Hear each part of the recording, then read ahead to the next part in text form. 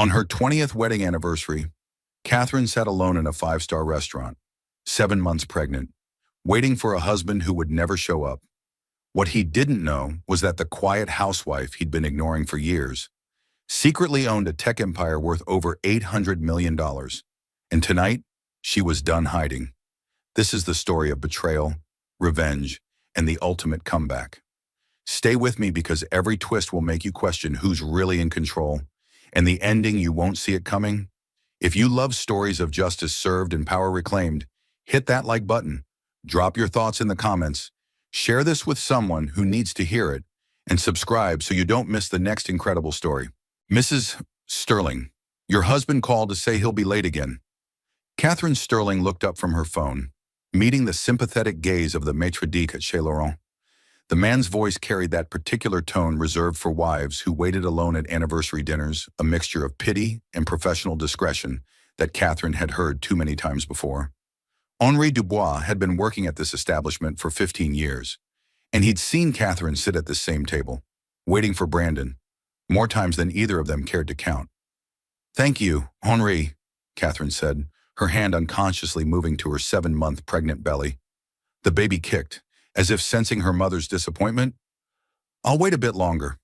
The classical piano music drifted through the restaurant, a melancholy piece by Chopin that seemed almost too appropriate for the moment.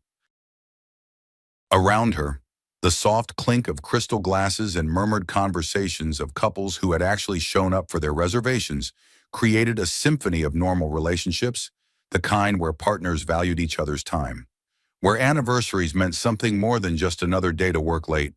20 years. Catherine thought about the number as she sipped her sparkling water, the bubbles tickling her nose. 20 years of marriage to Brandon Sterling, and she couldn't remember the last anniversary he'd been on time for. Actually, that wasn't true. She could remember it was their 5th anniversary, back when Sterling Industries was still struggling, back when Brandon needed her emotional support and the mysterious cash injections that kept appearing just when the company needed them most. The candle on her table flickered, casting shadows across the empty place, setting across from her. The waiter had discreetly removed the second-place setting after the first hour, but Catherine had asked him to put it back. Hope, she supposed, was the last thing to die in a marriage. Her phone vibrated against the white tablecloth. Brandon's name flashed on the screen, and for a moment, Catherine considered not answering. But 20 years of conditioning won out. "Catherine!" His voice was sharp, impatient, the same tone he used with junior executives who disappointed him or vendors who didn't deliver on time. "Listen, something came up at the office. Big merger discussion with the Tokyo branch. You understand?" In the background, Catherine heard it feminine laughter, high and tinkling like champagne glasses touching. Then music, but not the kind played in offices. This was club music, the bass thumping through Brandon's phone. She heard the distinct sound of a champagne cork popping, followed by more of that feminine laughter. "Of course, Brandon," she replied, keeping her voice measured, educated, hiding the exhaustion that had settled into her bones like lead. 20 years of practice had made her an expert at hiding her true feelings. "The merger is important." "Good. Don't wait up." He hung up without saying goodbye, without mentioning their anniversary, without asking about the baby, without even pretending to care anymore. The server approached with a dessert plate chocolate soufflé with a delicate sugar sculpture on top, artfully crafted to look like 2 swans with necks intertwined. "Compliments of the house, Mrs. Sterling, for your special day." Catherine smiled, though it didn't reach her eyes. Her eyes, Brandon used to say, were like melted chocolate, warm and inviting. Now they were just tired. "How thoughtful. Please thank the chef for me." As she sat there, surrounded by happy couples celebrating their own milestones, her phone buzzed with a social media notification. Brandon's executive assistant, Jennifer, had tagged him in photos. Jennifer was young, ambitious, and completely unaware that her boss's wife followed her Instagram account under a pseudonym. Catherine knew she shouldn't look, but her finger moved of its own accord, drawn by the same morbid curiosity that made people slow down at accident scenes. There he was, her millionaire husband, though she was already thinking of him as her soon-to-be ex-husband, with his arms wrapped around a young model named Scarlett Rose. The timestamp showed 15 minutes ago. The location eclipse. Manhattan's most exclusive nightclub, where membership alone cost more than most people's annual salary. In the photo, Brandon's hand rested low on Scarlett's back. Too low for a business meeting, too intimate for a casual acquaintance.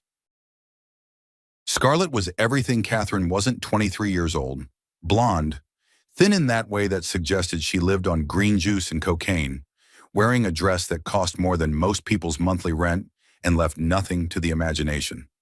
Catherine took a slow, measured breath, a technique she'd learned in the prenatal yoga classes she attended alone, while Brandon was supposedly in board meetings. She studied the photo more carefully. Behind Brandon and Scarlett, she could see other Sterling Industries executives, all raising glasses in what looked like a celebration. The Tokyo merger, apparently, required champagne and models. The waiter returned, hovering discreetly. "Would Madame like anything else? Just the check, please," Catherine said, her voice steady despite the earthquake happening inside her chest. As she signed the credit card receipt, Brandon's credit card, which would soon be cut off if she had anything to say about it, Catherine made a mental note to call her lawyer in the morning. Not Brandon's lawyer, not the family lawyer who handled their estate planning, but her lawyer, the one Brandon didn't know existed, just like he didn't know about so many other things. Henri appeared with her coat, a cashmere wrap that Brandon had given her for Christmas 5 years ago, back when he still bothered with gifts that weren't selected by his assistant.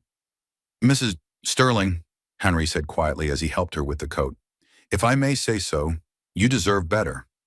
Catherine met his eyes, surprised by the breach in professional protocol. Henri had a daughter about her age. She remembered. He'd mentioned it once. "Thank you, Henri," she said simply. "I'm beginning to believe you're right." As she stepped into the rainy Manhattan evening, her driver holding an umbrella over her head, Catherine Sterling made a mental note to call Patricia Morrison in the morning.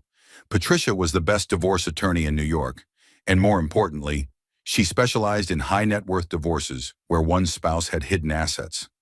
Because while Brandon thought he was married to a former secretary who should be grateful for his success, the truth was much more complicated. The rain pelted against the car windows as her driver navigated through the Manhattan traffic. Catherine placed her hand on her belly, feeling the baby move. "It's just you and me now, little one," she whispered. "But don't worry.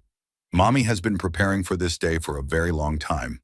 The coffee maker gurgled in the pristine kitchen of their Manhattan penthouse, a $15 million piece of real estate that Brandon loved to brag about at parties. Catherine sat at the breakfast bar, her laptop open to spreadsheets Brandon never knew she understood. The morning news played softly on the television, something about tech stocks that would have interested her more if she hadn't been calculating exactly how much her hidden empire was worth. The spreadsheets told a story Brandon had never bothered to read. Chen Technologies she'd kept her mother's maiden name for the company. Though Brandon had never asked about her mother's family beyond confirming they couldn't contribute to the wedding costs. The company was now worth $800 million, with subsidiaries in artificial intelligence, quantum computing, and biotech, all built while Brandon thought she spent her days at charity lunches and spa appointments. The private elevator chimed, its sophisticated sound designed to be pleasant rather than jarring. Brandon walked in, still wearing yesterday's Armani suit, his silver hair slightly mussed, smelling of perfume that wasn't hers. The perfume was expensive. She recognized it as Tom Ford's Lost Cherry, about $500 a bottle. Scarlett had expensive taste, apparently. "Catherine," he said, not meeting her eyes as he poured himself coffee from the machine that cost more than most people's cars. "We need to talk about our arrangement." She closed her laptop slowly, deliberately, folding her hands over her pregnant belly. The baby was quiet this morning, as if sensing the tension in the room. "Our arrangement, is that what we're calling our marriage now?" Brandon's jaw tightened. He hated when she questioned him, especially with that calm, measured tone that made him feel like he was being analyzed. It was the same tone she'd used when she'd suggested he invest in certain tech startups. Suggestions he'd laughed off until his golf buddies made the same recommendations months later, after Catherine had already secured her own positions through shell companies.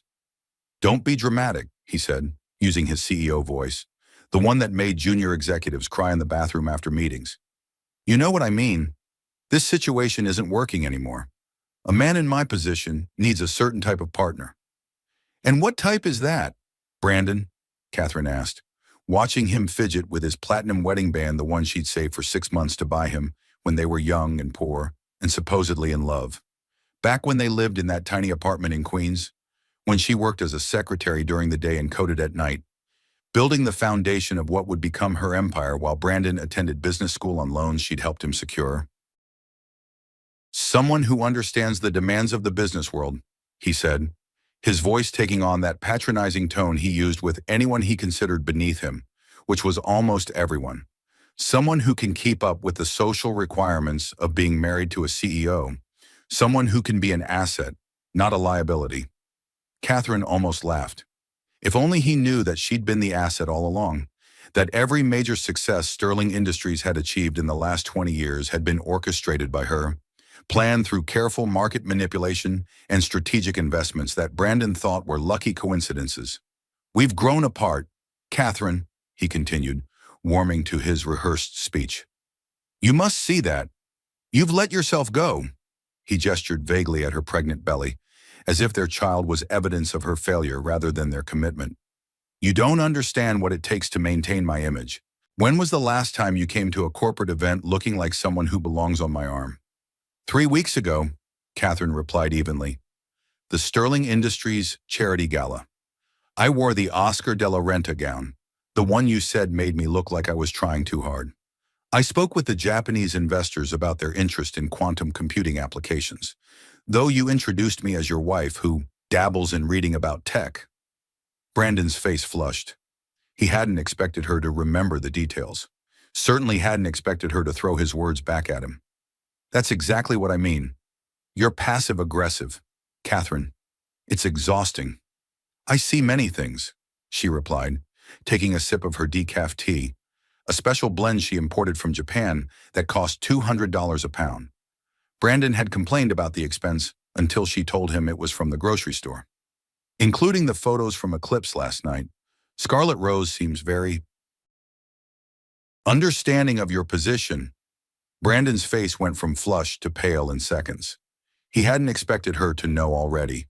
In 20 years of marriage, he'd grown complacent, assuming Catherine was too naive, too trusting, too dependent to pay attention to his activities.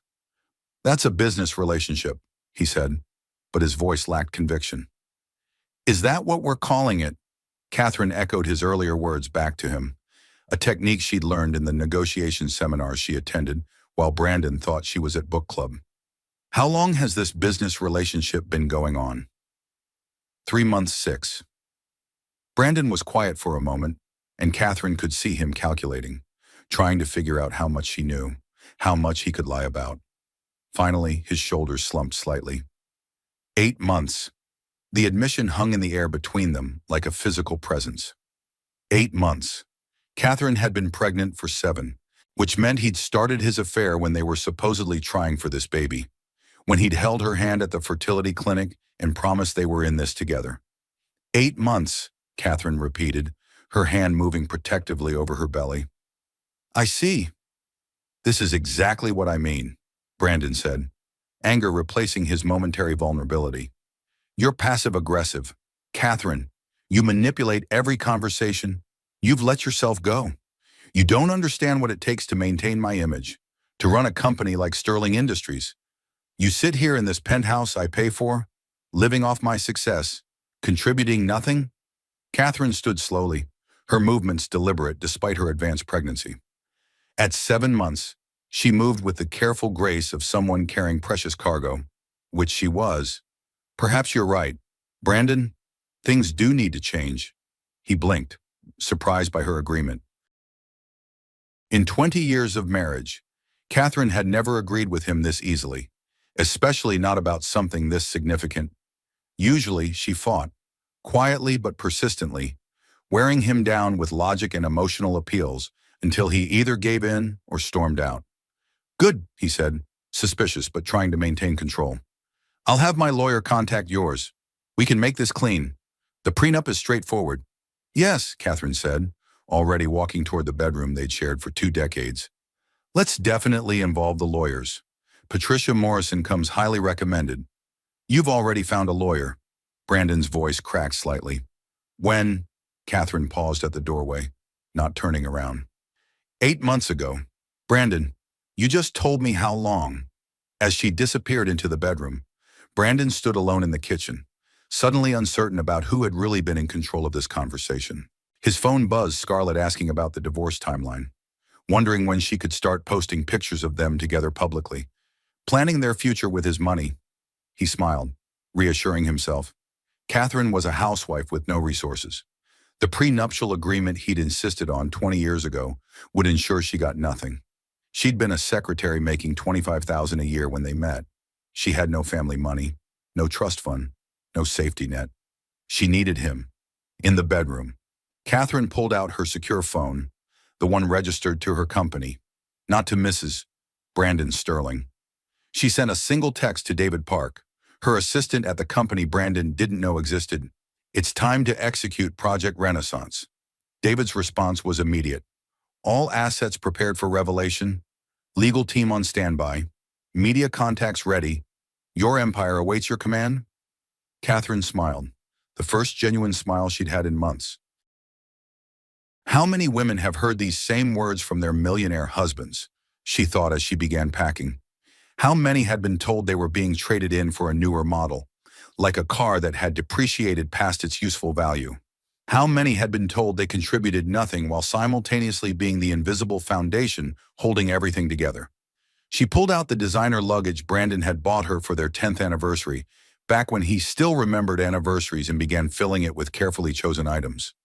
Not the flashy jewelry he'd given her to show off his wealth, but the practical things, documents, hard drives, the photos of her parents he'd never asked about.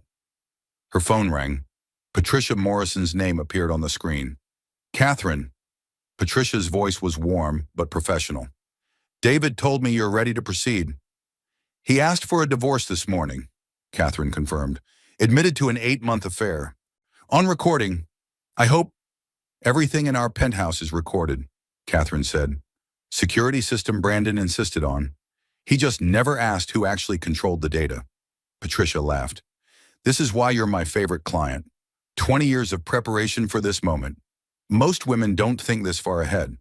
Most women trust their husbands, Catherine replied, folding a simple black dress, the one she'd worn to her father's funeral. The one Brandon said made her look poor. I stopped trusting Brandon the day he made me sign that prenup without letting me have a lawyer review it. That's when I knew I needed my own empire. Speaking of which, the financial forensics team found something interesting in Sterling Industries' books. Catherine paused in her packing. Oh. Brandon's been using algorithms to make his trading decisions. Very sophisticated algorithms that seem to predict market movements with uncanny accuracy. The kind of algorithms that would take a genius-level understanding of both markets and coding to create. Imagine that, Catherine said dryly. The interesting part is these algorithms match exactly the ones registered to Chen Technologies' intellectual property portfolio, the portfolio you've been building for 20 years. He's been stealing from me. It wasn't a question. For approximately 10 years, generating hundreds of millions in profits he's claimed as his own business acumen. Catherine, this isn't just divorce. This is corporate theft on a massive scale. Catherine sat on the bed, her hand on her belly as the baby kicked. Patricia, I want you to document everything, but don't file anything yet. Let Brandon think he's winning for a while. The prenup he's so proud of has an infidelity clause he probably forgot about. Infidelity during pregnancy voids the entire agreement. You've known about that clause for 20 years, haven't you? I wrote it, Catherine admitted. Brandon was so focused on making sure I couldn't claim his future earnings that he didn't read the fine print about what would void the agreement. His lawyer was fresh out of law school, desperate to please. I may have suggested some language that seemed favorable to Brandon, but actually protected me. Brilliant. When do you want to reveal Chen Technologies? Catherine looked around the bedroom at the designer clothes Brandon had chosen for her. The jewelry meant to mark her as his property, the life she'd pretended to live while building something real in the shadows. Soon, she said, but first let him show the world who he really is. Let him parade Scarlett around. Let him trash me in public. Let him think he's won. The higher he builds his house of cards, the more spectacular the collapse. The conference room at Patterson, Morrison and Associates smelled of leather and old money, with floor-to-ceiling windows overlooking Central Park. The law firm occupied the entire 40th floor of a building that predated most of Manhattan's skyscrapers. Its prestige measured not in modern amenities but in the photographs of famous clients lining the walls: senators, celebrities, and more than a few billionaires who'd needed discreet representation during messy divorces. Brandon sat across from Catherine. His lawyer, a sharp-suited Wall Street type named Marcus Fitzgerald, shuffling papers with aggressive efficiency. Marcus was everything Brandon valued in a lawyer: ruthless, expensive, and completely without conscience. His Rolex caught the light as he arranged documents, a subtle display of wealth that Brandon appreciated. "Let's make this quick," Marcus said, his rapid-fire speech interrupting any attempt at pleasantries. "My client is a busy man. The prenuptial agreement from 20 years ago is clear. In the event of divorce, Mrs. Sterling receives only what she brought into the marriage." Patricia Morrison, Catherine's lawyer, was everything Marcus wasn't: warm voice with steel underneath, patience masking strategic brilliance. She adjusted her reading glasses, a simple pair that probably cost more than most people's monthly salary, and picked up the prenuptial agreement. Patricia had been practicing law for 30 years, had handled divorces for 3 Supreme Court justices' wives, and had never lost a case where hidden assets were involved. "Which was nothing," Brandon added, his phone buzzing constantly with texts from Scarlett. He didn't even try to hide them anymore, the screen lighting up with messages like, "When can we go public? Baby, and the Cartier bracelet is perfect." "Catherine was a secretary when we met," Brandon continued, his voice dripping with condescension. "I've been more than generous over the years. The clothes, the jewelry, the lifestyle, all provided by me. She's lived like a queen on my success." Catherine sat quietly, hands folded over her belly, observing Brandon's confidence like a scientist studying a specimen. She wore a simple black dress today, nothing flashy, the kind of outfit that whispered rather than shouted. Brandon had always underestimated the power of whispers. Brandon's phone rang. He looked at it, then at the room. "I need to take this. It's about the Tokyo merger." "By all means," Patricia said smoothly. "We'll wait."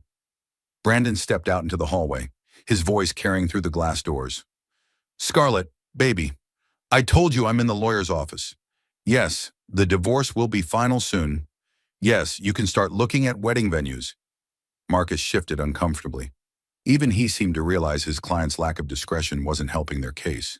When Brandon returned, Patricia had spread several documents across the table. "Mr. Sterling, I've been reviewing this prenuptial agreement, and there's an interesting clause here on page 18. Marcus snatched the document, scanning quickly. His speed-reading ability was legendary in legal circles, part of what made him worth his $2,000 hourly rate. "What clause? This is a standard agreement from 20 years ago." "Standard, perhaps," Patricia said, her voice maintaining that perfect balance of professional courtesy and underlying threat. "But there's an invalidation clause, Section 18R 3.2. She read aloud, "In the event of infidelity during pregnancy, resulting in abandonment of marital duties, the prenuptial agreement becomes void." The room went silent except for the sound of Brandon's phone vibrating against the conference table.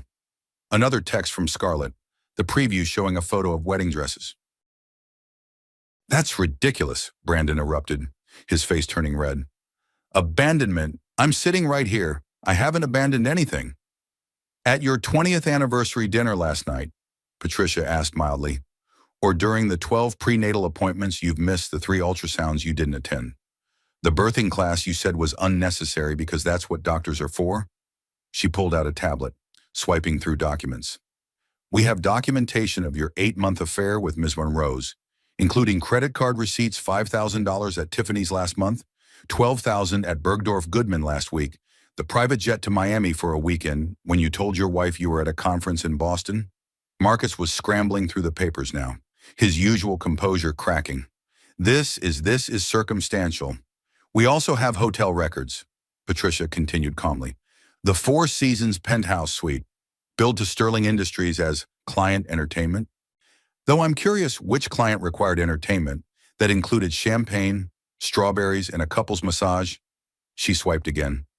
and social media posts where Miss Rose refers to you as her future husband, dating back to when Mrs. Sterling was only 1 month pregnant.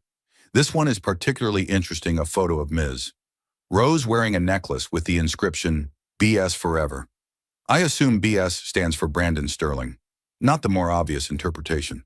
Brandon's phone rang again. Scarlett calling this time. He declined the call, but Catherine saw the preview of her follow-up text. Did you get rid of her yet? Baby, the wedding planner needs a deposit. She gets nothing. Brandon slammed his hand on the table, making everyone except Catherine jump. The coffee cups rattled, and Marcus's Mont Blanc pen rolled onto the floor. She brought nothing. She contributed nothing. I built my empire while she sat at home spending my money.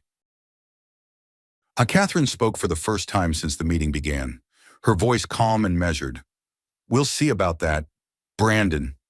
The quiet confidence in her voice made Brandon pause. He'd heard that tone before, usually right before a business rival discovered they'd been outmaneuvered. But this was Catherine, his quiet, submissive wife, who spent her days at charity lunches and prenatal yoga. The woman who'd needed his permission to buy a new car, who'd asked his opinion on every major purchase, who'd deferred to his judgment on everything from where they lived to what they ate for dinner. What's that supposed to mean? Brandon demanded. It means, Patricia said, pulling out another folder, that we've done some forensic accounting. Mr. Sterling, are you aware that your wife inherited a substantial sum when her father died 15 years ago? Brandon laughed. Her father was a nobody, an immigrant who ran a small electronics repair shop. An immigrant with 14 patents in semiconductor technology, Patricia corrected. Patents that were sold to Intel for $40 million. Money that Mrs. Sterling invested wisely. That's impossible. I would have known. Would you? Catherine asked quietly. When did you ever ask about my family? Brandon. When did you ever care about anything that wasn't directly related to your success? Marcus was reviewing the new documents, his face growing paler with each page. Brandon, we need to discuss. Furthermore, Patricia continued, there's the matter of intellectual property theft. The algorithms Sterling Industries has been using for the past 10 years, the ones that generated approximately $300 million in profits, were developed by Mrs. Sterling and are registered to her company. Her company, Brandon's voice cracked. Catherine doesn't have a company. Patricia smiled, the expression of a chess player about to say checkmate. Chen Technologies. Incorporated 20 years ago, the day after your wedding, currently valued at $800 million. The silence that followed was deafening. Marcus's pen, which he'd been nervously clicking, stopped mid-click. Brandon's phone, which had been buzzing constantly, seemed to have gone silent, as if even Scarlett sensed something monumental had shifted. You're lying, Brandon whispered. Catherine stood slowly, deliberately, her pregnancy making the movement graceful rather than awkward. Brandon, I've been running a tech empire for 20 years while you thought I was planning dinner parties. Every major success Sterling Industries had was because I manipulated market conditions to favor your moves.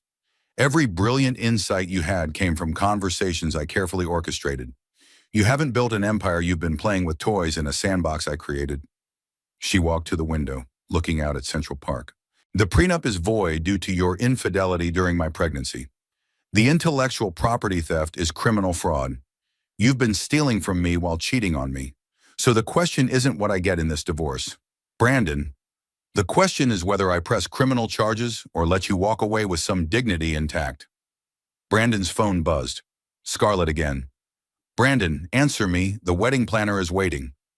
He looked at the phone, then at Catherine, then at the documents spread across the table showing his wife was worth more than 10 times what he was. This isn't over, he said, but his voice lacked conviction. No, Catherine agreed, turning to face him. It's just beginning. 3 days later, in a building Brandon never knew Catherine owned, the real story began to unfold.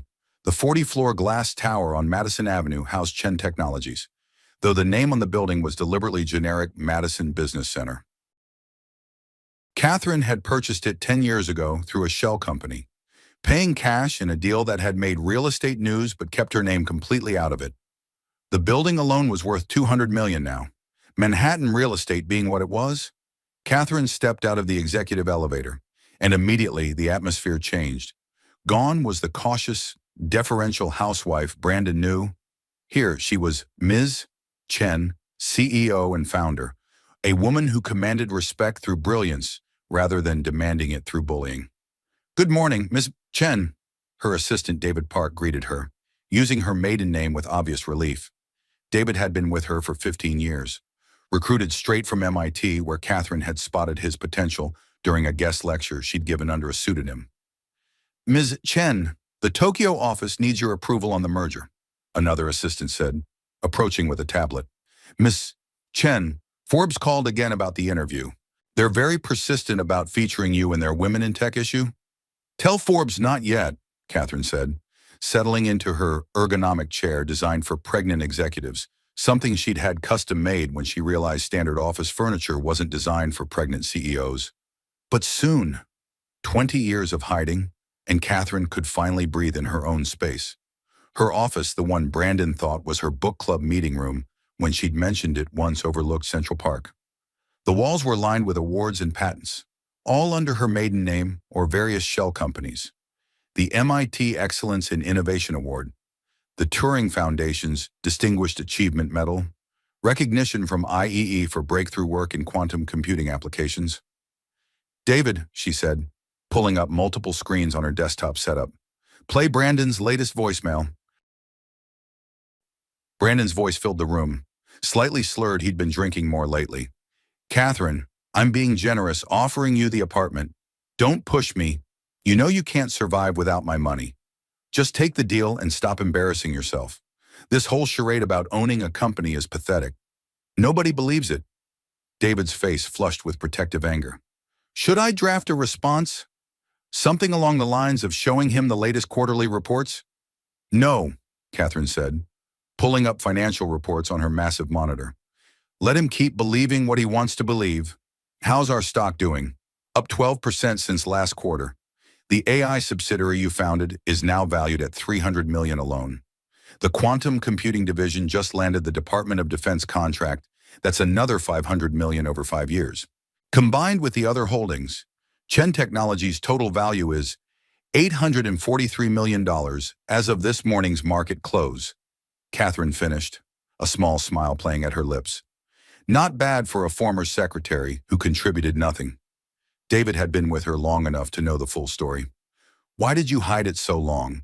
Why let him treat you that way, especially these last few years when he became unbearable?" Catherine turned to look out at the city, her hand on her belly as the baby kicked strong kicks, like her daughter was already fighting to make her presence known. "My father taught me patience. He came to America from Taiwan with nothing, built his electronics repair shop into something more. When the big companies tried to steal his patents, he fought them quietly, strategically. He won because they underestimated him." She pulled up an old photo on her personal screen, her father in his shop, surrounded by circuit boards and soldering irons. "Before he died, he told me, 'Catherine, find a man who loves you when you have nothing, because then you'll know it's real. But never actually have nothing. Always have your own power, hidden if necessary.' But Brandon loved me when I was poor," Catherine said softly. "Or at least, I thought he did. So I kept my inheritance secret when my father died. $40 million from the patent sales, plus another $20 million in life insurance and investments he'd made. I told Brandon my father left me nothing but debt, and he believed it because it fit his narrative of saving me." She pulled up a complex financial chart showing 20 years of market movements.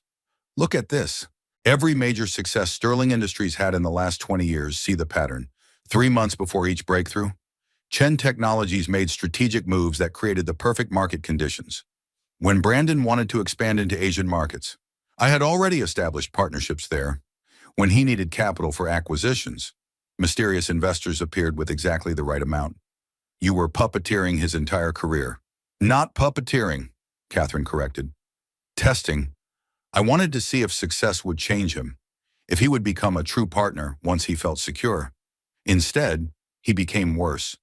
The more successful Sterling Industries became, the more he dismissed my contributions, the more he treated me like an accessory rather than a person." David pulled up another screen. Speaking of Sterling Industries, we have a situation. The forensic accountants found something significant. Catherine leaned forward, reading the data.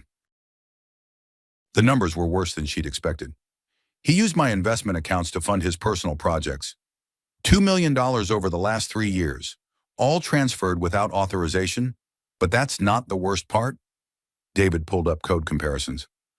The algorithms Sterling Industries has been using your algorithms. He's been selling them to competitors as his own work. We're talking about intellectual property theft worth hundreds of millions. Catherine sat back, her expression thoughtful. This changed everything. Brandon hadn't just cheated on her emotionally and physically, he'd stolen from her while doing it, and then sold what he'd stolen. Patricia needs to see this immediately, she said. But David, I want you to start something else. Begin the process of revealing Chen Technologies' true ownership. Gradually, start with the tech blogs. Let them pick up the scent. I want the revelation to seem organic, not orchestrated. That will cause a media storm. When they realize you're worth $800 million while Brandon's only worth $50 million, then maybe other women in my position will realize they have options, Catherine said firmly. Financial independence after 50 isn't just a dream. It's very, very possible if you plan for it. David nodded, then hesitated. There's something else. We intercepted communications between Scarlett Rose and someone named Marcus, not Brandon's lawyer. A different Marcus. She's not who she seems to be. Catherine raised an eyebrow. Oh, her real name is Sandra Kowalski. She's done this before, targeted wealthy married men, convinced them to leave their wives, then took them for everything. She's got a boyfriend who helps run the con. They've been planning this for over a year, specifically targeted Brandon at that conference in Vegas. The one where he said he made the connection that led to the Tokyo merger. Catherine laughed, but there was no humor in it. Of course. She played him from the beginning. Should we warn him? Catherine considered this, then shook her head. He wouldn't believe us. He'd think it was jealousy or spite. Besides, he deserves to learn this lesson the hard way. Send everything to Patricia, though. It might be useful in court. Her phone buzzed. A text from Margaret Wilson, one of her few real friends who knew the truth about her situation. Saw Brandon at the club with that child. She was wearing your grandmother's necklace, the one he said was lost. Catherine's jaw tightened. Her grandmother's necklace, a simple jade pendant that had been in her family for generations. She'd thought she'd misplaced it, had blamed herself for being careless. But Brandon had taken it and given it to his mistress. David, she said, her voice taking on an edge he rarely heard. Accelerate the timeline. I want the board of Sterling Industries to know who really owns the majority shares by end of week. You own shares in Sterling Industries. Catherine smiled, and it was the smile of a predator who'd been pretending to be prey for far too long. 60%, acquired through various shell companies over the years. Every time Brandon needed emergency capital, I was there with a mysterious investor. He was so grateful, so relieved. He never questioned where the money came from or why the terms were so favorable. She stood, moving to the window wall that looked out over Manhattan. Somewhere out there, Brandon was probably having lunch with Scarlett, planning their future with money he thought was his, never realizing he'd been living in a house of cards Catherine had built and could demolish with a whisper. It's time for my midlife transformation journey to become public, she said. 20 years of hiding is enough. Let's show the world what a dismissed housewife can accomplish when she's underestimated. Brandon stood at the podium in Sterling Industries' press room, his silver hair perfectly styled by the professional who'd spent an hour making him look approachably successful, his media trainer's exact words. The lighting had been adjusted 3 times to minimize the bags under his eyes from sleepless nights spent fighting with lawyers. His expression was appropriately somber, with undertones of hope. He'd practiced it in the mirror that morning until it looked natural. Thank you all for coming, he began, his voice carrying just the right amount of gravitas. The teleprompter held his prepared remarks, but Brandon prided himself on speaking from the heart, or at least appearing to. I want to address the rumors about my personal life with transparency and honesty. Catherine watched from her office, David beside her with a tablet tracking social media responses in real time. The comments were already pouring in, most of them not favorable to Brandon. After 20 years of marriage, Brandon continued, Catherine and I have grown in different directions. While I've been building Sterling Industries into the powerhouse it is today, she's been unable to adapt to the demands of being a CEO's wife. Unable to adapt, David scoffed. You literally run a bigger company than he does. Catherine shushed him, wanting to hear Brandon's full performance. She'd known this was coming. Brandon's need to control the narrative was as predictable as his Thursday golf games. The stress of my position, the late nights, the constant travel, it takes a toll on a marriage, Brandon said, his voice dripping with false regret. Catherine is a good woman, but she comes from a simple background. She never quite understood the sacrifices necessary for success at this level. A reporter raised her hand, Jennifer Chen from the Wall Street Journal, someone Catherine had secretly fed stories to for years. Mr. Sterling, what about the fact that your wife is 7 months pregnant? Brandon's jaw tightened slightly, a tell Catherine recognized from 20 years of marriage. He was angry, but trying not to show it. Catherine will be well provided for within the bounds of our prenuptial agreement. I'm not the villain here. My ex-wife contributed nothing to my success. She's been living off my hard work for 20 years, and I've been more than generous. Another reporter, this one from TechCrunch. Is it true you're already engaged to Ms. Rose? Brandon's face transformed into what he thought was a humble smile. I've found a true partner in Scarlett Rose, someone who understands ambition, drive, and the sacrifices necessary for success. Scarlett stepped out from the wings, and the cameras went wild. She wore a designer dress that Catherine recognized. She'd donated it to charity last year after wearing it once to a gala Brandon had forgotten to attend. The irony wasn't lost on her. Scarlett held up her hand, showing a massive diamond ring that caught the light like a small sun.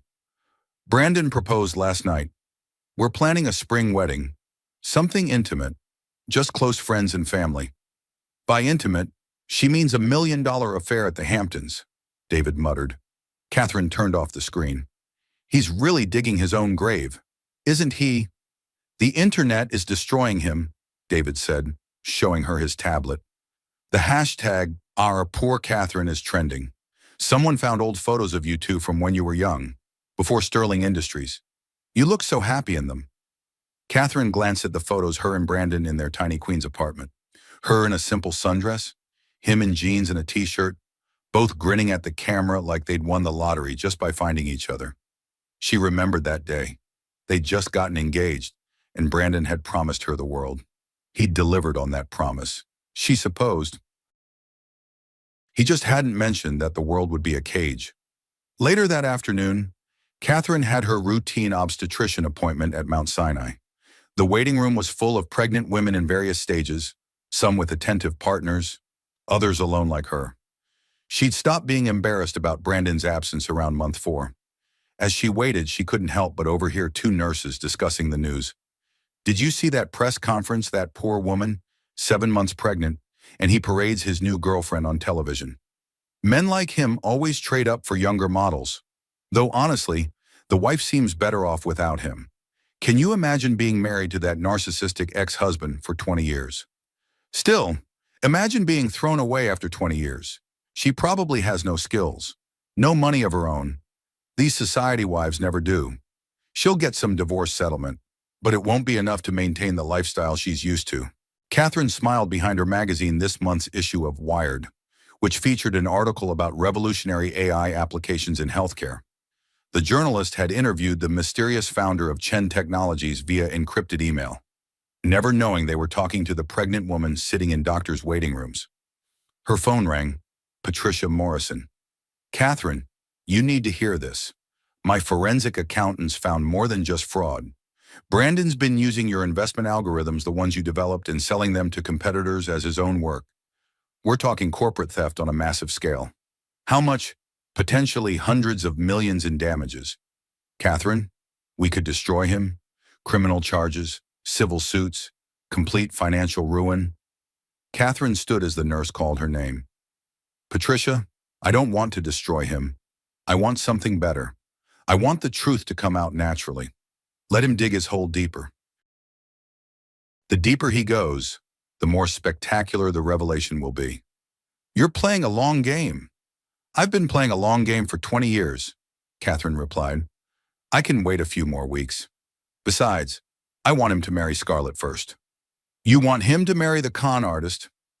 I want him to get exactly what he thinks he wants, Catherine said. A younger, prettier version who understands his position? Let him learn what that really means.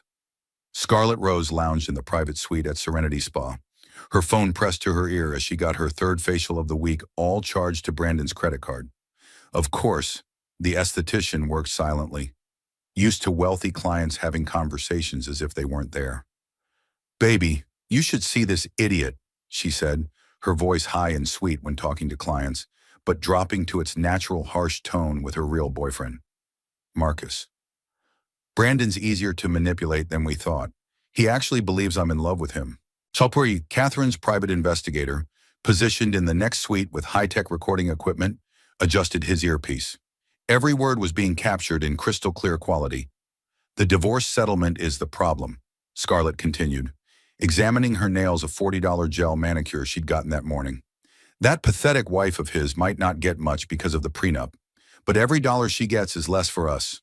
Though honestly, she's so plain and boring. No wonder he upgraded to me. She laughed, the sound like breaking glass. You should have seen her at that charity thing last month. 7 months pregnant, waddling around like a whale, trying to maintain dignity while everyone knew her millionaire ex-husband was with me. It was actually sad. All those women supporting women, pretending she wasn't pathetic. How long until you can divorce him and take half? Marcus asked through the phone. My lawyer says 18 months minimum to make it look legitimate. But get this, the fool already agreed to no prenup with me. Can you believe it? Makes his wife sign one but thinks I'm different? Men and their egos, I swear. He thinks because I'm young and beautiful, I must truly love him for himself. The spa attendant entered with Scarlett's gold-infused mask and $800 treatment that claimed to reverse aging, though Scarlett was only 23 and had no aging to reverse. I have to go, baby. Remember, we need Brandon to think you're just my personal trainer for now. Once I'm Mrs. Sterling and have access to everything, we can stop pretending. The financial independence after 50 crowd can keep their inspirational quotes, I'm getting mine at 23. She hung up and immediately called Brandon, her voice switching to sugary sweetness, like flipping a switch. Darling, I'm at the spa you recommended. You're so thoughtful. Oh, I might have gone a tiny bit over budget on my shopping today. You don't mind, do you? I saw the most amazing necklace at Cartier. It reminded me of your eyes. Brandon's voice through the phone was indulgent, the tone of a man who thought he was winning. Anything for you, sweetheart. Catherine never appreciated nice things. She once told me a necklace was just compressed carbon. Can you imagine no sense of romance? She sounds awful, Scarlett cooed. How did you stand it for 20 years? I ask myself that every day. But now I have you, someone who understands what it means to be with a successful man. Catherine received the recording 3 hours later. She listened to it while sitting in the nursery she'd been decorating soft yellows and greens. Gender neutral, despite knowing she was having a girl. Brandon hadn't asked about the baby's gender. He'd been too busy posting photos with Scarlett on Instagram. Photos where he looked like a middle-aged fool trying to recapture his youth. She's a professional, the investigator told Catherine over secure phone. This is her 4th wealthy mark. The last 3 were too embarrassed to press charges after she cleaned them out. 1 committed suicide. Send this to Patricia, Catherine said calmly. But don't release it yet. I want Brandon to marry her first. He needs to fully experience the consequences of his choices. You want him to marry a con artist? Catherine smiled, feeling the baby kick. He deserves exactly what he thinks he wants, a younger, prettier version who understands his position. Let him learn what that really means. Sometimes the best revenge isn't destroying someone yourself. It's letting them destroy themselves while you watch. Suddenly. That evening, Brandon brought Scarlett to the country club, the same one where Catherine had been a member for 15 years, where she'd served on the board for 10, where she'd quietly made connections that had facilitated Brandon's business deals without him knowing. Catherine was there for the monthly charity board meeting, something Brandon had forgotten despite her reminding him that morning via text. She'd worn a simple but elegant maternity dress, her grandmother's pearls, not the jade necklace Brandon had stolen. but the pearls he'd never known about because he'd never asked about her grandmother. He walked in with Scarlett on his arm, her designer dress cut inappropriately low for the conservative venue, her laugh too loud, her gestures too dramatic. Catherine sat with the other board members, all women over 50 who'd known her for years, who'd watched her pretend to be less than she was for 2 decades. "Catherine, darling," Brandon said loudly, ensuring everyone could hear. "You should be home resting, not desperately social climbing. In your condition, these late nights can't be good for you." The room fell silent. 200 of Manhattan's elite all turned to stare. The president of the club, Mrs. Eleanor Fitzgerald, no relation to Brandon's lawyer, actually gasped at the rudeness. Catherine stood slowly, deliberately, commanding the room's attention with the same presence she used in board meetings Brandon knew nothing about. The baby kicked as she rose, as if offering moral support. "Brandon," she said, her voice carrying perfectly in the hushed space, "I've been social climbing here for quite some time. Funny how men never notice what their wives actually do all day." She walked closer, each step measured. The other board members watched with barely concealed delight. They'd been waiting for this moment. "But you're right about one thing. I should be more careful about the company I keep. Some associations are simply beneath me." Murmurs rippled through the crowd. Someone whispered, "Doesn't she own this place?" Mrs. Fitzgerald stood up. "Actually, Mr. Sterling, I think you should know that Catherine owns this country club. Has for 15 years. She bought it with her inheritance and turned it from a dying institution into the premier social club in Manhattan. Every improvement, every prestigious new member, every successful fundraiser, that was all Catherine." Brandon's face went white. Scarlett's grip on his arm tightened, her calculator mind already reassessing the situation. "That's impossible," Brandon stammered. "You were a secretary. I was working as a secretary. Brandon, there's a difference. Just like there's a difference between building an empire and taking credit for someone else's work." Catherine turned to the room. "If you'll all excuse me, I have a conference call with Tokyo. Some of us actually run our own companies." She walked out, leaving Brandon standing there with his mouth open, Scarlett's nails digging into his arm as she hissed, "You said she had nothing. You said she was nobody. This changes everything." David Park sat in Catherine's real office, the one with the view of Central Park. Not the fake one Brandon had seen once and dismissed as trying too hard, coordinating with a team of private investigators spread across 3 computer screens. The investigation into Scarlett Rose, real name Sandra Kowalski, had uncovered a web of deception that would have impressed Catherine if it weren't so predatory. "We've tracked Scarlett's history," the lead investigator reported via encrypted video call. "She's got a pattern. Targets married men during vulnerable periods, usually midlife crisis or major business stress. She studies them for months, sometimes years, building a profile of exactly what they want in a woman, then becomes that fantasy." Catherine reviewed the files while her other hand rested on her belly. The baby had been active all morning, as if sensing the tension. Previous victims: 3 confirmed, 2 suspected. A pharmaceutical executive in Chicago lost $4 million in 18 months. A real estate developer in Miami lost $6 million, and his company. A senator from Texas, that one got messy, but they paid her off to go away quietly. He's still in therapy. Why didn't they press charges? Embarrassment.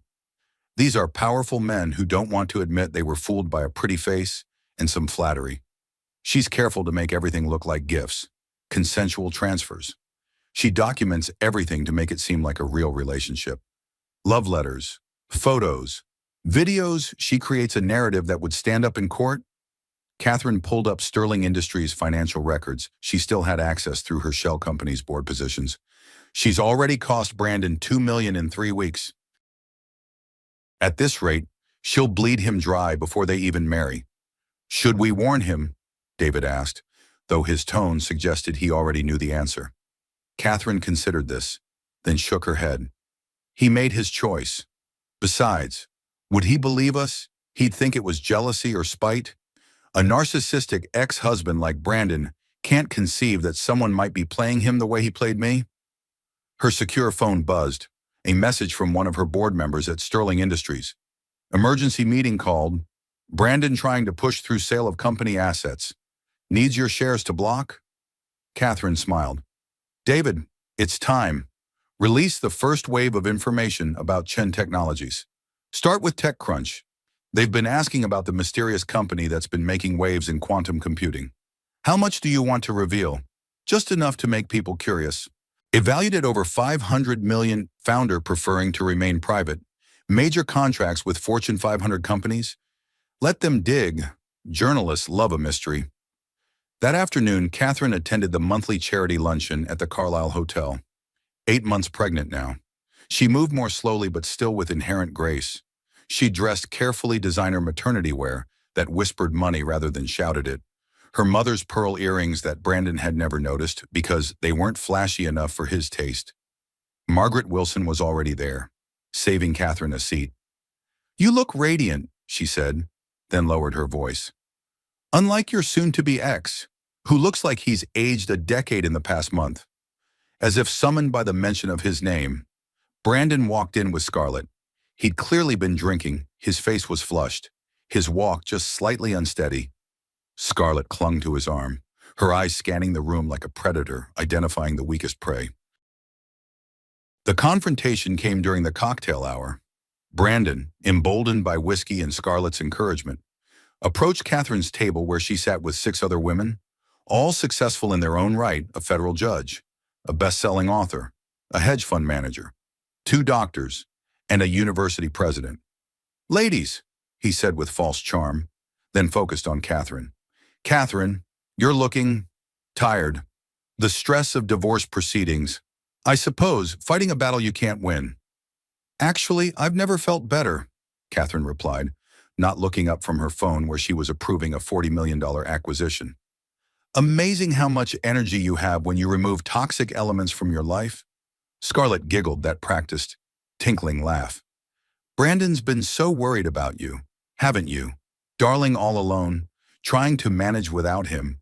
It must be so hard, facing your 50s with nothing to show for it but a failed marriage. Ah, Margaret snorted into her champagne. Yes, Catherine's really struggling. Just yesterday, she was agonizing over whether to buy that tech startup for $40 million or wait until the price dropped to $35. Brandon's eyes snapped to Catherine. What startup you don't have $40 million? Catherine finally looked up, her expression serene. You're right, Brandon. I don't have $40 million. Brandon smirked, vindicated. I have $800 million. Catherine continued conversationally. Give or take a few million, depending on market fluctuations. But who's counting? The silence that followed was deafening. Scarlett's champagne glass slipped from her fingers, shattering on the marble floor. The sound seemed to echo in the sudden quiet. You're lying, Brandon whispered. Catherine stood, pulling out her phone. With a few taps, she brought up a news article that had just gone live. Chen Technologies revealed as major player in tech industry. Mysterious company valued at over 800 million, founder identity still unknown. She showed him the screen. That's my company. Brandon, has been for 20 years. Every algorithm you've been using mine. Every lucky market prediction me. Every mysterious investor who saved Sterling Industries. Also me. This is fraud, Brandon shouted, drawing stares from everyone in the room. You hid assets that's illegal in a marriage. Judge Patricia Hendricks, who happened to be at the next table, turned around. Actually, Mr. Sterling, maintaining separate assets acquired before marriage or through inheritance is perfectly legal. What's illegal is stealing intellectual property and selling it as your own. I believe that's what you've been doing with your wife's algorithms. Brandon's face went from red to white. You don't know what you're talking about. I know exactly what I'm talking about, the judge replied coolly. I also know your divorce case is being heard in my court next week. I suggest you get a better lawyer than Mr. Fitzgerald. He's out of his depth. Scarlett tugged on Brandon's arm. We should go, baby. These bitter old women are just jealous. Catherine laughed, a genuine sound that seemed to surprise everyone, including herself. Scarlett, or should I say Sandra Kowalski? I'm many things, but jealous of you isn't one of them. How's Marcus? By the way, your real boyfriend, Scarlett froze. I don't know what you're talking about. No, then you won't mind if I share these recordings with Brandon. Catherine pulled out her phone again. You know, the ones where you call him an idiot and discuss your plans to take him for everything he's worth. Those are fake, Scarlett said quickly. Too quickly. Brandon looked between them, confusion replacing anger. What recordings? The ones from the spa this morning. Would you like to hear them?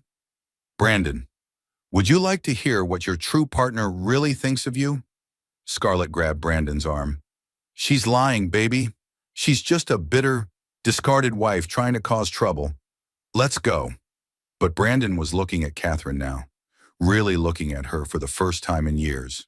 She stood there, 8 months pregnant with his child, surrounded by successful women who clearly respected her, holding evidence that she was worth more than he'd ever dreamed, and offering him the truth about the woman he'd thrown everything away for. Play them, he said quietly. Brandon. No. Scarlett tried to pull him away, but he shook her off. Catherine hit play. Scarlett's voice filled the room. Baby, you should see this idiot. Brandon's easier to manipulate than we thought. He actually believes I'm in love with him. The room was silent except for the recording. Brandon's face crumbled as he heard Scarlett describe him as a fool, heard her laugh about his desperation to feel young, heard her plan to destroy him financially. When it finished, Scarlett was already backing toward the door. That's not me. That's AI or something. Deep fake. It's you, Brandon said quietly. That's your real voice, the one you use when you think I'm asleep. Scarlett's mask finally slipped completely. You stupid old man. You think you're special? You're just another midlife crisis with a bank account. At least your wife was smart enough to hide her money. You practically threw yours at me. She stormed out, her heels clicking on the marble like gunshots. Brandon stood there and swaying slightly, looking lost. For a moment, Catherine almost felt sorry for him. Almost. Catherine, he started. No, she said firmly. Don't. You made your choices. Brandon, now live with them. She walked past him, her head high, her hand protectively over her belly. Behind her, she heard Margaret say to someone, Now that's how you handle a narcissistic ex-husband with class. The Sterling Industries boardroom had never been this tense. Emergency session, called with only 2 hours' notice. Brandon strutted in, confident despite recent events that this was about damage control, about spinning the narrative back in his favor. After all, he'd been handling this board for 15 years. They were his people, his allies. Gentlemen, he began, not noticing the 3 women board members' slight frowns at the exclusionary greeting. I know there have been concerns about my personal situation, but I assure you, Mr. Sterling, the chairman, Robert Blackstone, interrupted. His voice was colder than Brandon had ever heard it. We're not here about your divorce. We're here about the majority shareholder's request. What majority shareholder? Brandon laughed, the sound forced and hollow. I own 40%. The rest is divided among 15 different investors. Was divided, Robert corrected. Until this morning, when we received notification that several shell companies are all owned by the same entity, Mr. Sterling, the majority shareholder, is on the line. The conference phone in the center of the mahogany table crackled to life. Good afternoon, everyone. Brandon froze. He knew that voice, had heard it every morning for 20 years, usually asking if he wanted coffee or reminding him about appointments he'd forgotten. But there was something different about it now, a confidence, an authority he'd never heard before. Catherine, he breathed. Ms. Chen, actually, Catherine corrected. I've owned 60% of Sterling Industries for the last 5 years, bought it up quietly whenever you needed emergency capital and didn't want to dilute your personal stake. You were so grateful for those mysterious angel investors. Remember, the board members exchanged glances. Several had suspected something like this but hadn't pieced it together until now. Martha Rodriguez, the CFO, was already pulling up records on her laptop, her eyes widening with each discovery. This is illegal, Brandon shouted, slamming his fist on the table. Insider trading, manipulation, fraud. Everything was done through proper channels, with full SEC compliance. Catherine's voice remained calm through the speaker. I have excellent lawyers, Brandon. I've had them for 20 years. You just never noticed because you assumed the bills you saw were for the divorce lawyer I obviously couldn't afford. Robert cleared his throat. Ms. Chen has called for a vote of no confidence in the current CEO. You can't do this. Brandon's face was purple now, the veins in his neck standing out. I built this company from nothing with my bare hands. With whose initial investment? Catherine asked. Check the incorporation documents. Brandon, page 47, subsection 3A. That mysterious $100,000 in seed money that you told everyone came from your business acumen, it came from my father's life insurance. I gave it to you as a wedding gift. Remember? You said we didn't need papers between us because we were in love. Martha turned her laptop screen toward the room. There it was, in black and white. Catherine Chen, initial investor. Date 3 days after their wedding.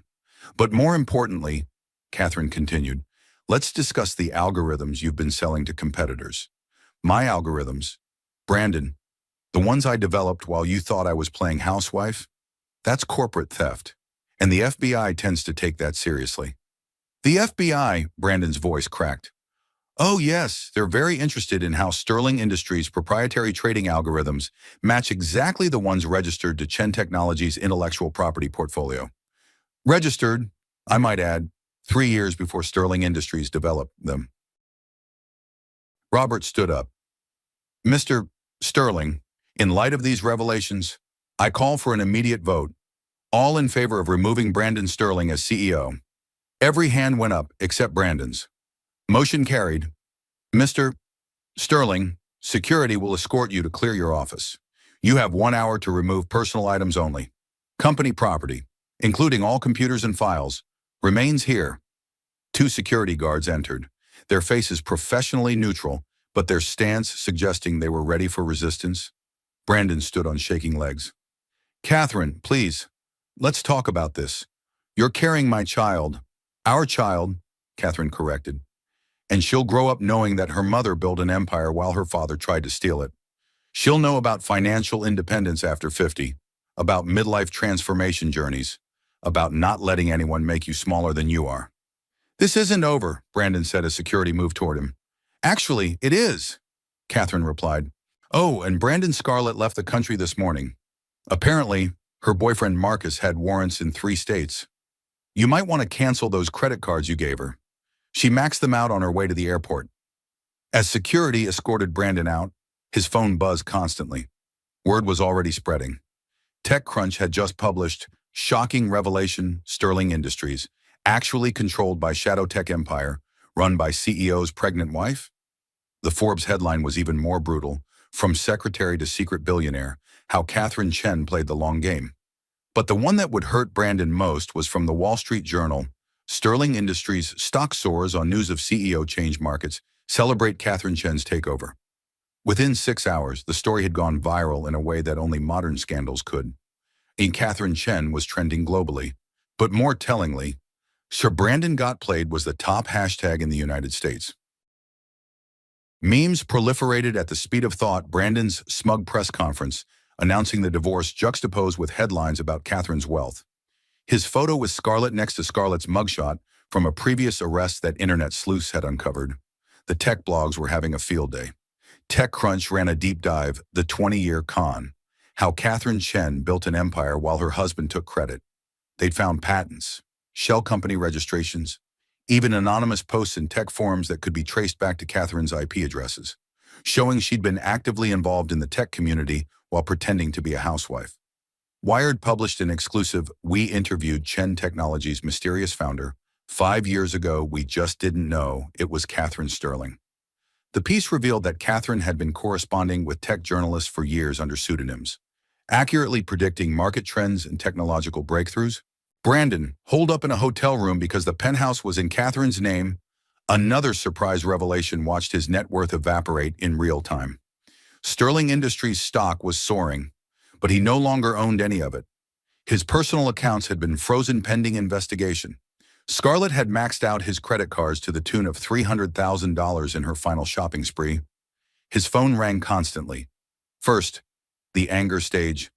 Catherine, you vindictive witch. You've ruined me 20 years of marriage, and this is how you repay me. Then bargaining, we can work this out. Think of our history. 20 years has to mean something. I made mistakes, but we can fix this. Then desperate pleading, please, Catherine, I have nothing. The FBI is investigating me. My lawyers abandoned me. I'm staying at a Holiday Inn. A Holiday Inn.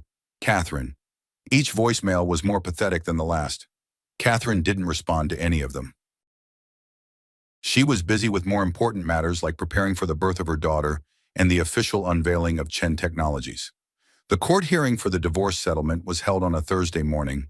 Judge Patricia Hendricks, known for her no-nonsense approach to high-net-worth divorces, reviewed the evidence with raised eyebrows that climbed higher with each revelation. "Mr. Sterling," she said, looking over her glasses at Brandon, who appeared in a suit that was clearly off the rack. His designer wardrobe had been seized as potential evidence. "Let me summarize what I'm seeing here. You admitted to an 8-month affair during your wife's pregnancy. You've been proven to have stolen proprietary algorithms from your wife's company. You transferred $2 million from her investment accounts without authorization. You attempted to hide assets during divorce proceedings, and you're asking this court for what exactly?" Brandon's new lawyer, a public defender, since no private attorney would take his case without a retainer, he couldn't pay, stammered through a response about marital assets and contributions to the household. "Your Honor," Patricia Morrison stood, impeccable as always in a suit that cost more than Brandon's current net worth. "My client is willing to forgive the $2 million in stolen funds and won't press criminal charges for the corporate theft. Despite the FBI's interest in pursuing the case, in exchange, she's asking for full custody with supervised visitation rights and no financial support from Mr. Sterling." "She doesn't want alimony?" the judge asked, surprised. "In a 20-year marriage, my client is worth $843 million as of this morning's market close.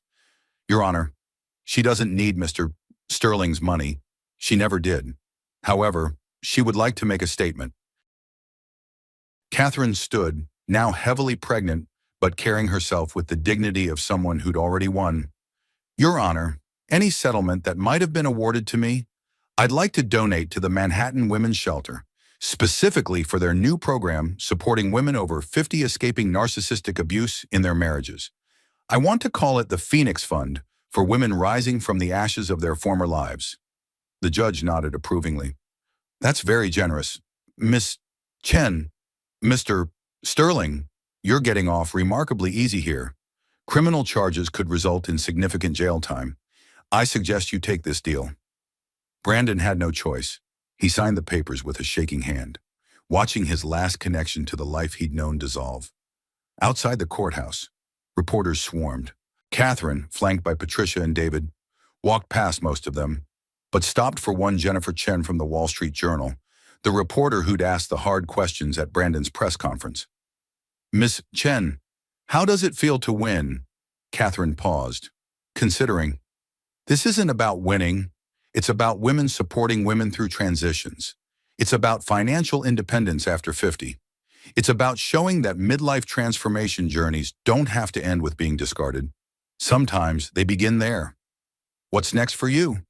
Chen Technologies is going public next month. We're also launching an initiative to help women over 50 start their own businesses. And personally, she placed her hand on her belly, I'm about to become a mother. Everything else is secondary to that. "Any words for your ex-husband?" Catherine thought for a moment. "I hope Brandon learns from this experience. I hope he realizes that success built on someone else's foundation isn't real success. And I hope he becomes a better father than he was a husband." As her car pulled away, she saw Brandon exit the courthouse through a side door, trying to avoid the press. He looked smaller somehow, diminished. His shoulders were slumped, his designer confidence replaced with the shuffling walk of a defeated man. For a moment, their eyes met through the car window. Catherine didn't smile, didn't gloat. She simply nodded an acknowledgement of what they'd once been to each other, and then looked away. The delivery room at Mount Sinai was a stark contrast to the cold courtroom where Catherine's marriage had officially ended just 2 weeks ago. Here, surrounded by the warmth of chosen family, Catherine labored to bring new life into the world.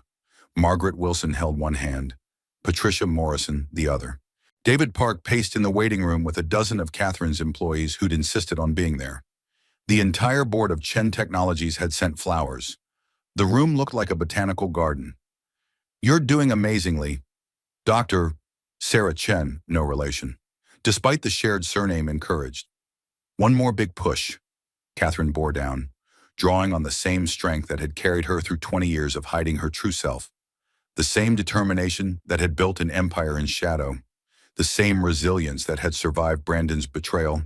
And then, cutting through everything else, the sound of new life. Elizabeth Chen's first cry filled the room strong, clear, announcing her presence to the world without apology. "She's perfect," the nurse said, placing the baby on Catherine's chest. 7 pounds, 3 ounces of perfect. Catherine looked down at her daughter, tears streaming down her face. Elizabeth had her mother's dark hair, already thick and wild, and when she opened her eyes, they were that newborn blue that might turn brown like Catherine's or stay blue like Brandon's. But what struck Catherine most was the expression on that tiny face, alert, observant, already studying the world she'd been born into. "Hello, Elizabeth," Catherine whispered. "Welcome to a very different world than the one I thought you'd enter. A better one, I promise." Margaret leaned over, her own eyes wet with tears. "She's beautiful, Catherine. She looks like you." "She looks like herself," Catherine corrected gently. "Her own person from the very beginning." 3 hours later, after the nurses had completed their checks and Elizabeth had successfully nursed for the first time, Catherine was settling into the recovery room when a familiar figure appeared in the doorway. Brandon stood there, holding wilted grocery store flowers, carnations dyed unnatural colors. The kind sold at gas stations at midnight. He looked terrible. His suit, clearly the same one he'd worn to court, was wrinkled. He'd lost weight, making his expensive clothes hang wrong on his frame. His silver hair, usually perfectly styled, was unkempt. He looked every one of his 58 years, and then some. Can I come in?" he asked, his voice uncertain in a way Catherine had never heard before. Catherine looked at Patricia, who stood up. "I'll be right outside," her lawyer said, giving Brandon a warning look as she passed. Brandon shuffled in, not approaching the bed, clutching the sad flowers like a shield. "She's beautiful," he said, looking at Elizabeth sleeping in Catherine's arms. "Looks like you." "That seems to be the consensus," Catherine said neutrally. "Catherine, he started, then stopped, seeming to search for words. "Scarlett's gone." Took everything she could carry and disappeared. Apparently she and her boyfriend had been planning this for over a year. "The FBI says I'm lucky she didn't take more." "I know," Catherine said simply. "You knew." His face flushed slightly. "You could have warned me. Would you have believed me?" Catherine asked. "When have you ever believed me about anything important?" "Brandon, when I told you that merger with Technotron was a bad idea, when I suggested you diversify the portfolio, when I said Scarlett seemed suspicious." Brandon fell silent, then sank into the visitor's chair. The vinyl squeaked under his weight. "I've lost everything. My company, my reputation, my money. I'm working as a consultant now. Actually, that's a lie. I'm working as a junior analyst at a firm that Chen Technologies owns. I report to someone 15 years younger than me." "You haven't lost everything," Catherine said, adjusting Elizabeth slightly. "You have the chance to be a father. A real father this time." "I made a mistake. Catherine," the words tumbled out of him, desperate and rehearsed. "You're my wife. We have 20 years of history. We can fix this. I've learned my lesson." Catherine looked at him, really looked at him for the first time in years. He seemed so small now, stripped of his CEO title, his younger girlfriend, his perceived power. This was Brandon without the armor of success, and what was left was not much. "I was never your wife, Brandon," she said quietly but firmly. "I was your investor, your strategist, your safety net. I was the woman who made herself smaller so you could feel bigger. But I was never truly your wife, because a wife is a partner, an equal, someone whose opinions and contributions are valued. You never saw me as any of those things." "I can change." "No," Catherine interrupted. "You can't. And more importantly, I don't want you to. Not for me. I'm done being anyone's rehabilitation project. But Elizabeth will need a father, and I hope you can be that for her. A better father than you were a husband? How? Brandon's voice cracked. How am I supposed to be a father when I'm nobody now? When I have nothing to offer? Catherine shifted Elizabeth so Brandon could see her face better. You offer her your time, your attention, your genuine interest in who she becomes. All the things you never offered me, you can offer her. That's worth more than money, Brandon. I should know I had all the money in the world, and it couldn't buy me a real marriage. Brandon stood to leave, placing the wilted flowers on the bedside table, where they looked even sadder next to the elaborate arrangements from Catherine's real friends. For what it's worth, I'm testifying against Scarlett. The FBI arrested her at the airport. She had 3 different passports. Good, Catherine said. Maybe it will help the next woman she targets. Brandon paused at the door. Catherine, why did you stay with me for 20 years if you had all this money, all this power? Why stay? Catherine considered the question. It was one she'd asked herself countless times. At first, it was love, then it was hope. Then it was strategy. I needed to be sure my company was strong enough to stand without Sterling Industries. And finally, she looked down at Elizabeth. Finally, it was timing. Everything happened exactly when it needed to happen. If I'd left you 5 years ago, 10 years ago, Chen Technologies wouldn't be what it is today. I wouldn't be who I am today, and Elizabeth wouldn't exist. Brandon nodded slowly, understanding perhaps for the first time that Catherine had always been playing a longer, more complex game than he could imagine. He left without saying goodbye, his footsteps echoing down the hospital corridor. An hour later, Margaret returned with champagne non-alcoholic for Catherine. The real thing for everyone else? Patricia raised a toast to Catherine Chen, who proved that the best revenge is a life well lived. To Elizabeth Chen, Catherine countered, who will never have to hide her light to make someone else comfortable. As they drank, Catherine's phone buzzed with a notification. Chen Technologies' IPO had been approved. The initial valuation, $1.2 billion. She was officially a billionaire. She looked down at Elizabeth, who was beginning to wake, making those small sounds newborns make when they're deciding whether to cry or go back to sleep. Your mama's a billionaire, she whispered, but more importantly, your mama's free. The auditorium at the Javits Center was packed with 500 women, all entrepreneurs or aspiring business owners.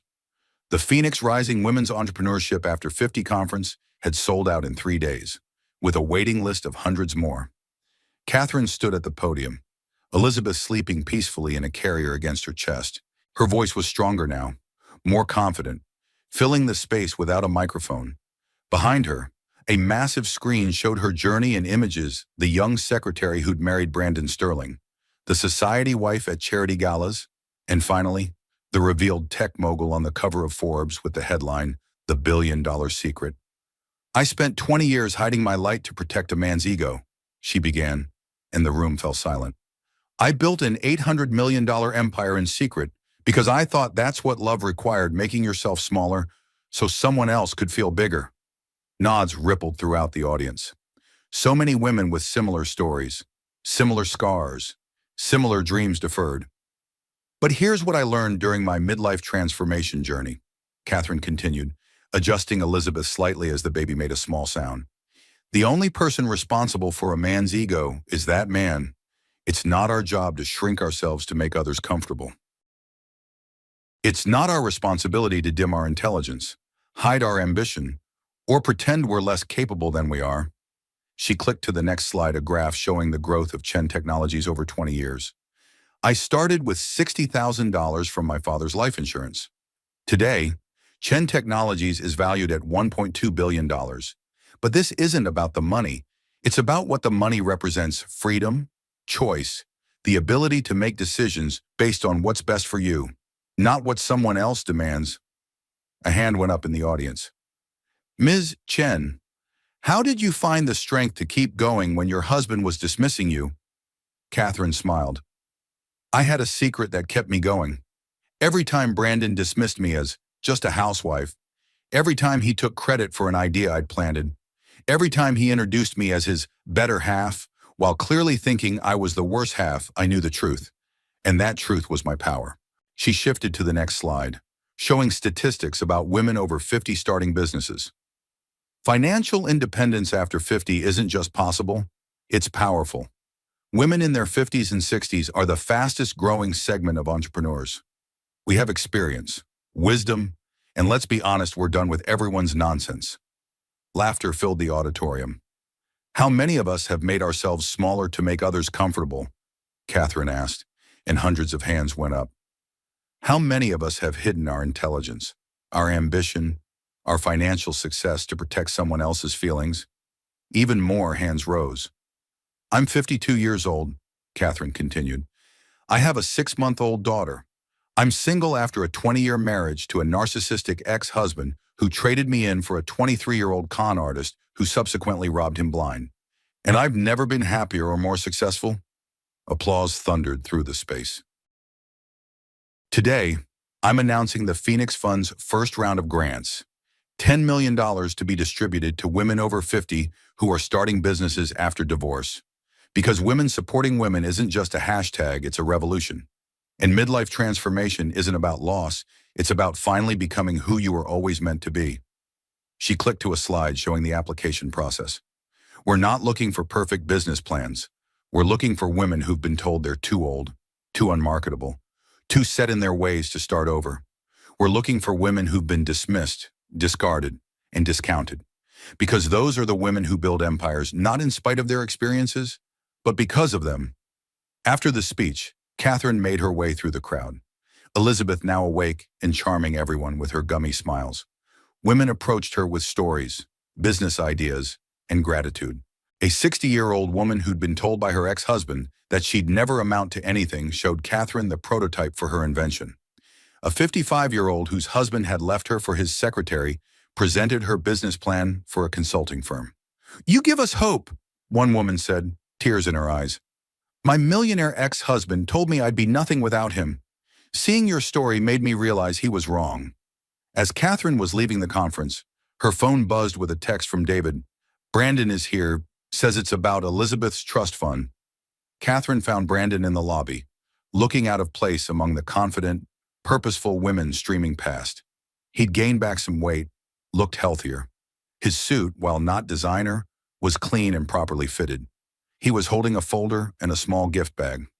"Brandon," Catherine acknowledged. "I watched your speech," he said. "On the live stream, you were magnificent." Catherine waited. She'd learned that Brandon's compliments usually preceded requests. "I wanted to give you this," he said, handing her the folder. "It's a trust fund for Elizabeth. Not much, $50,000. It's everything I've managed to save from my new job. I know it's nothing compared to what you can give her, but I wanted to contribute something real." Catherine opened the folder, scanning the documents. It was legitimate, properly structured, with Brandon having no control over the funds once deposited. "This must have taken you months to save." "6 months," Brandon confirmed. "I've been living in a studio apartment, taking the subway, cooking my own meals. All things you tried to tell me were not beneath me, but I never listened." He handed her the gift bag. Inside was a small, handmade wooden toy, a rocking horse, intricately carved. "I made it," he said, almost shyly. "Took a woodworking class. Figured Elizabeth should have something from her father that wasn't just bought with money." Catherine looked at the toy, genuinely surprised. In 20 years of marriage, Brandon had never made anything with his hands. He'd considered manual labor beneath him. "Thank you," she said simply. "Elizabeth will treasure it." Brandon nodded, started to leave, then turned back. "Catherine, that company I work for, Chen, subsidiary number 7. I think they're promoting me, not to executive level, but to senior analyst.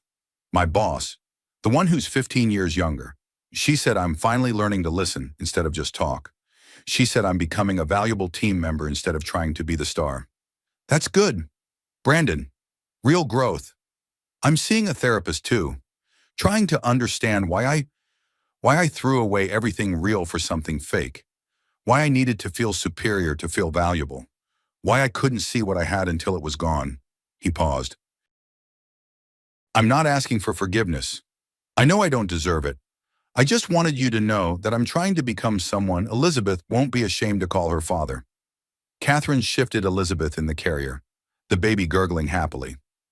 Brandon, Elizabeth won't know you as the CEO of Sterling Industries or as my ex-husband. She'll know you as her father. That's a clean slate. Don't waste it. Brandon nodded and walked away, his steps steadier than they'd been in months. That evening, Catherine returned to the same restaurant where this story began chez Laurent, exactly 1 year after that fateful anniversary dinner. But this time, she wasn't alone, and she wasn't waiting. She sat at her usual table with Elizabeth in a high chair, Margaret and Patricia across from her, and David at the end, all celebrating Chen Technologies' successful IPO and the launch of the Phoenix Fund. Mrs. Chen, Henri, the maître d'hôtel, approached with genuine warmth. Your usual champagne, sparkling water for me. Henri, I'm still nursing, but champagne for my friends. We're celebrating. As Henri walked away, Catherine lifted Elizabeth from her chair, holding her close. The baby laughed, that pure, delighted sound that only babies can make. Reaching for her mother's necklace, a simple gold chain with a pendant bearing the Chinese character for strength. A gift from her father she'd never worn during her marriage because Brandon said it looked too ethnic. To new beginnings, Margaret raised her glass. To truth revealed, Patricia added. To empires built in shadows and brought into light. David contributed. Catherine raised her sparkling water. To all the women who've been told they're nothing without their husbands, may they discover they're everything on their own. As they clinked glasses, Catherine caught a glimpse of someone at the bar. Brandon, not drinking, just sitting with a cup of coffee and what looked like a textbook. He was studying, maybe for certifications to advance in his new career. Their eyes met across the restaurant. He raised his coffee cup slightly in a silent toast, then returned to his book. Catherine turned back to her chosen family, to her daughter, to her life that was finally fully hers. Outside, Manhattan glittered in the evening light, full of possibilities. Somewhere in the city, a 50-something woman was probably sitting at a restaurant, waiting for a husband who wouldn't show up, wondering if this was all there was to life. Tomorrow, that woman might see Catherine's story in the news. She might visit the Phoenix Fund website. She might realize that being discarded after decades of marriage wasn't an ending, but a chance to rebuild. She might understand that financial independence after 50 was possible, that narcissistic abuse could be survived, that midlife transformation could be powerful. Elizabeth reached for her mother's face, patting Catherine's cheek with a chubby hand and babbling something that sounded almost like, "Mama." "Yes, my darling," Catherine said, kissing her daughter's forehead. "Mama's here, and Mama's never hiding again." The lights of the city twinkled like stars, each one representing a dream, a possibility, a chance for reinvention. Catherine Chen had hidden for 20 years, built an empire in secret, and emerged from her divorce stronger than ever. Her story wasn't unique because of the money, it was unique because she'd chosen to share it, to show other women that they too could rise from the ashes of their former lives. Some endings, Catherine said to her friends, but really to herself, to the universe, to all the women who needed to hear it, are really beginnings in disguise. And sometimes, the best revenge isn't revenge at all. It's success. It's freedom. It's becoming who you were always meant to be. Elizabeth clapped her hands as if in agreement, and the sound echoed through the restaurant like applause, like approval, like the universe itself saying, yes, this, finally, this